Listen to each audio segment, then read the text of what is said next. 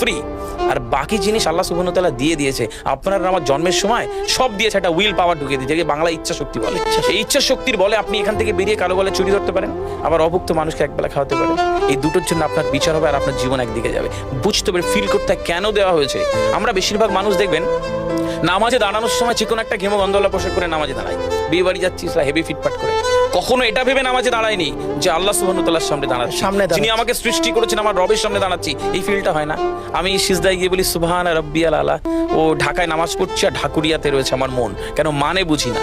আমরা তাকবীরে তাহারিমা করি আল্লাহু আকবার, আল্লাহ সর্বশ্রেষ্ঠ, ফিল করি না।